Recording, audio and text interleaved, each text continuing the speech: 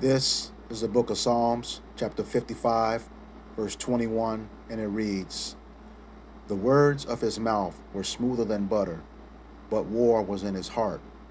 His words were softer than oil, yet were they drawn swords." All praises, glory, and honor to Yahweh, Bahashem, Yahweh Shai, Bahashem, Wakakwadash. Double honors to the apostles and elders of Great Millstone who rule well in teaching us this 100% truth. Salutations to them and my fellow Akim who labor in this truth week in and week out on the highways and byways. Also, salutations to the hopeful elect of the scattered 12 tribes of Israel, scattered to the four corners of the earth, that be like unto the speckled bird, also known as your Israelite foreigners and your so-called Negroes, Latinos, and Native Americans. To you, I say Shalom. This is your brother Ayashah Barozal coming back at you with another quick and hopefully edifying lesson.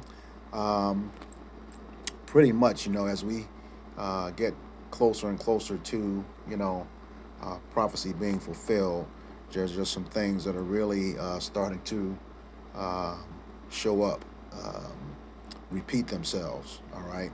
So without further ado, I'll just let you see what it is with this short, quick TikTok video. All right.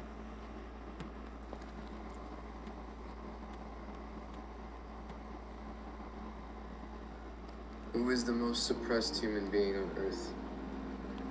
The black woman. Who do you think the most powerful human being on earth is? Listen closely. I said this in 2019, that the year 2020, the world will have perfect vision. This is what I mean. There will be a day when everyone's lips will meet the black woman's foot to bring restoration and balance back. I'm gonna say it one more time. There will be an exchange between the lips and the black woman's foot that will hold more value than your car. The beautiful thing about the black woman is she has every right to come back with anger, fire, and vengeance, but she will not. This is why she's the most powerful. She will come back with grace and will come back with a purpose of healing. There's a reason why her hair grows to the sun. Have a good day.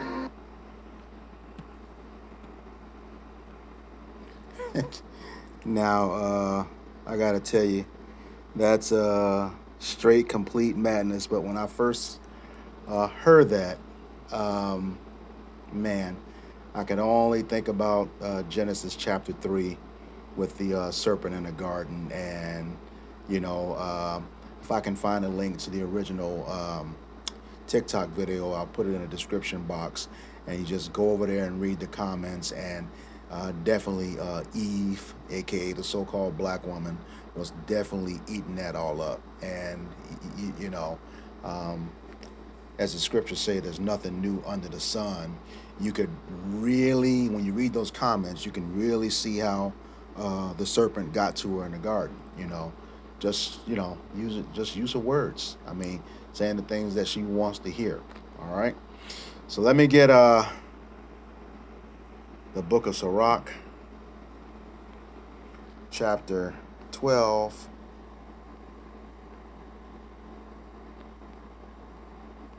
And verse 10.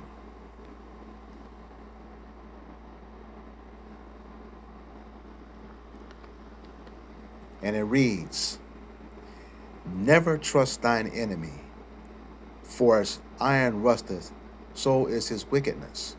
All right. So the thing is, as surely as iron will rust, surely this person who you saw in the video, apparently Esau Edom, is going to be wicked. All right, we know that they are created to be the wicked, according to Malachi 1:4. They are created to be the wicked. That is their only role. All right, according to Malachi 1:4. All right, and he says, "Though he humble himself and go crouching, yet take good heed and beware of him. And thou shalt be unto him as if thou hadst wiped a looking glass, and thou shalt know that his rust hath not been altogether wiped away." And that's the thing. When you wipe something down that's rusty, okay, it's going to appear that it's not rusted anymore. But as soon as that air hits it or that oxygen hits it, that rust is going to pop up. All right. So in other words, as long as Esau Edom is breathing, taking air, you do not trust him. Okay. Under any circumstances, you do not trust him. All right. Let me slide down here. It says, verse 13. Who will pity a charmer that is bitten with a serpent, or any such as come nigh wild beasts? All right, and here again, who will pity a charmer that is bitten with a serpent? We know it was a serpent back in the garden. Okay, at that time, Adam fell for it. You see, Yahweh Bashem Yahushai is raising up his elect man right now. All right, and he knows that he is that elect man that is coming to the knowledge, wisdom, and understanding of these scriptures. Know that Yahweh Bashem Yahushai is dealing with the man and man only, according to Proverbs 8:4, Ezekiel 34:30 and 31, Revelations 21:3, and believe in Isaiah 13:12. He said he will make a man more finer than gold, as the gold of Ophir. Okay, roughly paraphrasing. So he's dealing with the men of Israel. Okay, all right, and the unfortunately the women need to understand that she was created for the man. The man was not created for the woman. All right, according to the scriptures. Now, let's see here. Skip down to verse 16, and it reads, An enemy speaketh sweetly with his lips, but in his heart he imagineth how to throw thee into a pit. He will weep with his eyes, but if he find opportunity, he will not be satisfied with blood. All right, and that's the thing, you letting him woo you over with these smooth words. Okay, all right, but when the time comes, while he's doing that, he's imagining how to get rid of you. You have to understand, this man Esau Edom hates the entire nation of Israel. Okay, he hates the entire nation of Israel. Okay, and it goes on to say, he will weep with his eyes, but if he find opportunity, he will not be satisfied with blood. Okay, and when you get the account of Ezekiel 35 verses 1 through 6, he had no problem shedding our blood, none whatsoever, and he never made a distinction between man or woman. All right, I mean this that video was just a whole lot of mess. But here again, Eve is falling for it. It's falling for it in a major way. All right, and that's going to be a problem for the standpoint that we know, according to, let's see here, Psalms 147, verses 19 and 20, that the law was only given to the nation of Israel. And it reads, Psalms 147, verses 19 and 20, He showeth his word unto Jacob, his statutes and his judgments unto Israel. Verse 20, He hath not dealt so with any nation. As for his judgments, they have not known them. Praise ye Yahweh. Okay, the law was given only to the nation of Israel. Okay, and here's why that's important. 1 Corinthians, Salakia, important in this situation, 11 and 3. And it reads,